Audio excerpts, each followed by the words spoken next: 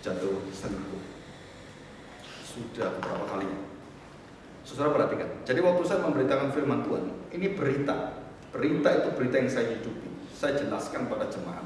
Dan ini ada satu kuasa yang luar biasa. Dan waktu saya jelaskan, dan kuasa itu kenapa luar biasa, dan bagaimana mereka bisa melihat kuasa itu dari hidup saya, kesaksian saya, iman saya, dan juga pengharapan saya. Itu orang lihat. Baru kuasanya tuh luar biasa sempurna. Jadi kalau saya berbicara, tolong ya, punya belas kasihan gitu. Saya bicara itu, dan saya merasakan hal itu, dan saya sudah melakukan itu belas kasihan luar biasa, dan kemudian saya beritakan belas kasihan yang sudah saya hidupi, dan kemudian saya saksikan itu, dan jemaat melihat kuasanya. Kenapa? Karena engkau sudah lakukan itu dalam hidup, dan kuasa itu menjadi saksi yang sempurna. Saudara, kenapa firman Tuhan, kenapa John Sung itu kok bisa luar biasa menggerakkan orang begitu banyak, dan banyak orang bertobat datang pada Tuhan? Karena hidup dia sepadan dengan firman yang diberitakan. Pemberitanya diberitakan, dia sendiri diberitakan seperti Kristus. Dan disitulah kuasa kemenangan kebangunan rohani terjadi. Kalau tidak akan terjadi. Itu rahasia pemberita Injil. Setelah kita mencari teladan seperti ini, kita sulit sekali. Saya pernah melihat ada seorang kaya coba-coba beritakan firman Tuhan, dan saya sering ingatkan pada mereka, coba-coba jadi pendeta. Saya bisa kok, saya pelajari firman Tuhan, bisa, saya punya uang kok, saya bisa sekolah, dan dimanapun saya sekolah bisa, karena dia semua punya uang. Saya beritahu, engkau belum tahu hati Tuhan. Kalau engkau masuk dalam hati Tuhan, Tuhan tanya seperti orang kaya, sini kamu, jualah segala hartamu, ikutlah, ambruk semua. Betul? Saya tanya, kalau sudah ditawari Tuhan seperti ini, sudah melakukan nggak? Maka Tuhan katakan, orang kaya sulit masuk surga seperti onta masuk ke penjara. Saudara pikir kata-kata Tuhan Yesus tidak berlaku sampai akhir zaman? Itu berlaku. Dan orang-orang merasa dirinya luar biasa. Saya lihat ada di Malang, ada orang di depan gereja, wah begini-begini. Saya beritahu mereka tidak tahu apa yang mereka beritakan. Mereka tidak tahu apa yang mereka beritakan. Berita itu akan mengconsummate your life. Firman yang kamu beritakan itu akan membinasakan engkau sendiri. Semakin kamu beritakan firman Tuhan, engkau tidak pernah lakukan, engkau dikonsumate oleh firman Tuhan. Dan pada akhir zaman Tuhan Yesus tidak bisa dipermainkan. Saudara, ini saya sinus sekali. Saya takut sekali waktu Tuhan datang. Engkau berkhotbah, sudah benar gak hidupmu seperti itu? Kristus hidup dalam dirimu. Saudara, mulut kita akan menyatakan kejujuran. Dan di situ Tuhan katakan, engkau kambing bukan domba. Silakan sebelah kiriku, silakan sebelah kanan.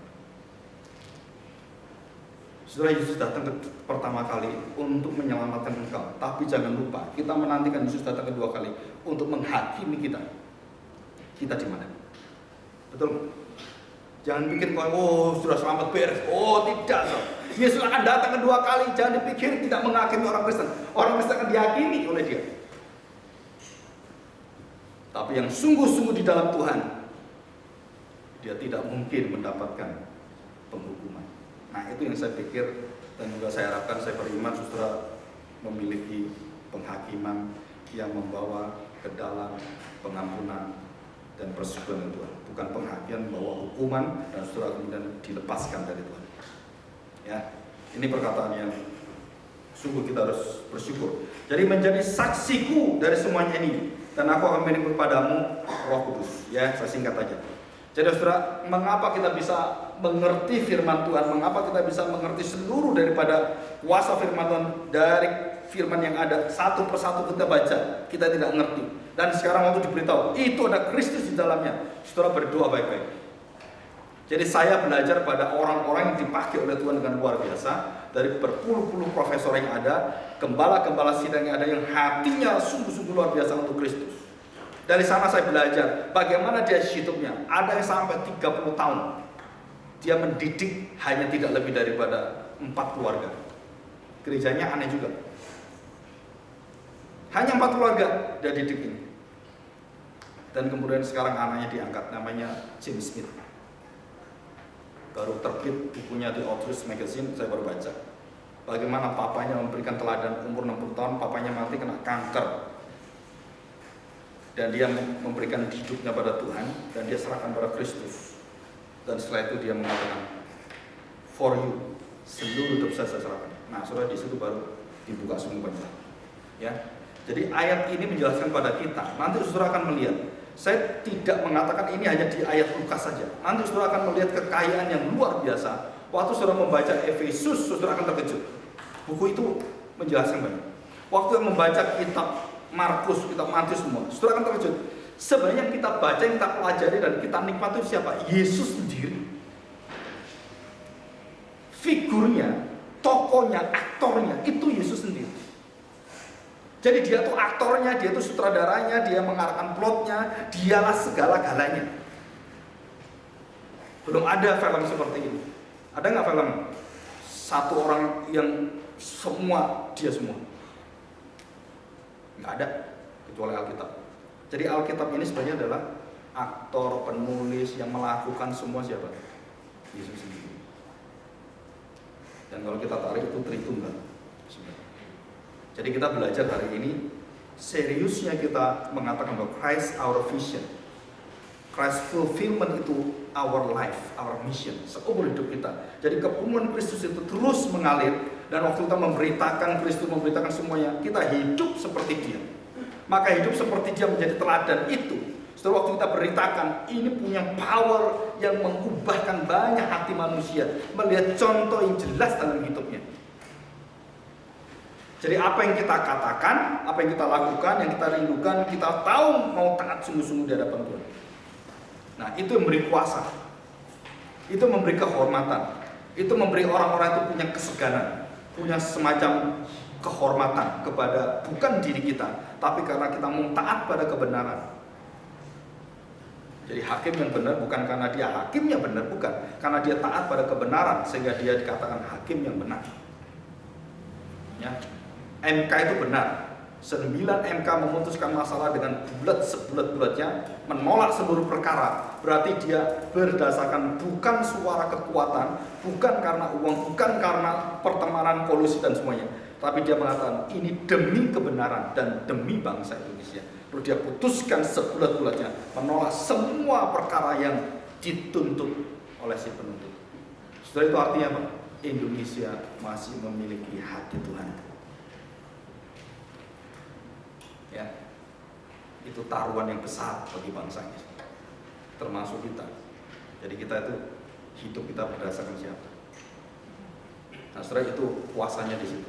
Jadi perkataan kita, hidup kita, kalau sudah benar-benar di dalam Tuhan, di dalam kekudusan, pikiran kita semua, saudara, tidak ada rancangan busuk dalam pikiran kita, tidak ada rancangan jahat. Tidak ada rancangan untuk melukai hati orang, tidak ada rancangan untuk menjatuhkan siapapun. Tapi kita selalu mengingat bagaimana membangkitkan orang, bagaimana menolong orang, bagaimana mendorong orang, bagaimana membangun dia. Nah, itu yang ada dalam seluruh pikiran kita. Saudara, kalau punya hati seperti ini, saudara, perkataanmu itu punya kuasa yang luar biasa. Tapi kalau kita main-main, orang akan tahu, wah ini main-main, nggak jujur, ini nggak kudus tuh. Nah, kenapa? Karena lihat hidupmu sehari-hari. Lihat bagaimana kau hidupmu. Saya tutup untuk season pertama ini. Saudara, saya ketemu dengan tadi anak yang luar biasa serius. Saya tanya, baru bertobat Bapak. Saya Pak Agung. Dia toko produser rokok, ya, di Malang.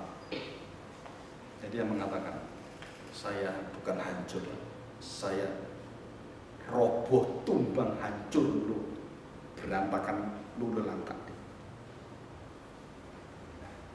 Setelah anaknya melihat papanya di dalam kehebatan semuanya, tidak melihat figur papa yang cinta Tuhan, sama sekali. Tapi begitu dia jatuh, dia kemudian persembahkan pada Tuhan dan hidupnya benar dalam Tuhan. Anaknya melihat bangga dengan papanya seperti itu. Terus dia mengatakan, tahu nggak Pak, waktu saya jatuh semuanya, anak saya itu kalau pergi kemana-mana pakai Jaguar, mobil Jaguar gitu. Sekarang dia paling banyak naik Avanza. Itu bagi dia itu sudah jelek. Avanza itu jelek bagi dia. Bagi kita Avanza itu kan mewah ya. Avanza. Bagi dia, itu kendaraan kayak sepeda yang kuno itu di Jogja yang Burgundy, sepeda ontel. Bagi dia tuh, kenapa? Kalau saya naik Avanza Pak, punggung saya sakit semua. Terserah waktu dia berbicara seperti ini, dia melihat papanya dalam luar biasa. Dan waktu anak-anak itu dalam kemewahan seperti itu jatuh semuanya. Dan semua kehilangan teladan itu. Dan kemudian papanya datang pada Tuhan, serahkan semua dosa-dosa, dosa kebusukan, dosa apapun, dia letakkan semua. Main-main apapun dia letakkan semua. Dan dia letakkan betul-betul. Dan dia mau hidup baru dari itu. Dan dia berseru pada Tuhan. Saudara tahu, dia tidak dipulihkan seperti dia kaya semua, tetapi keluarganya itu merasakan sukacita melebihi daripada sebelumnya. Dan anaknya bisa sekolah. Dan dia melihat, sekarang papa saya Pak naik mobil, nggak pilih-pilih lagi. Mau Pak? Kenapa? Dia tahu, Pak nanti papa sakit Bu, nggak apa-apa. Kenapa? Membuat tulang saya tambah kuat. Dulu kan sakit Bu, ini enggak. Kalau dia mengalami kendaraan yang nggak enak, dia mengatakan mau supaya tulang saya tambah kuat. Nah puji Tuhan kan beda kan. Kalau dulu merasa aduh nggak enak, sekarang enggak, tambah kuat saya. Nah pikirannya beda semua. Nah setelah waktu seseorang berubah, waktu dia melakukan kebenaran firman Tuhan, cara hidup, pola hidup semua berubah semua, total. Dan anaknya sebagai saksi melihat betul papanya itu, dan dia menjelaskan semua. Nah saya harapkan saudara mengalami itu, ya, mengalami betul-betul kuasa kebenaran firman Tuhan. Ya, oke, kita tutup dan kita akan lanjutkan nanti yang kedua.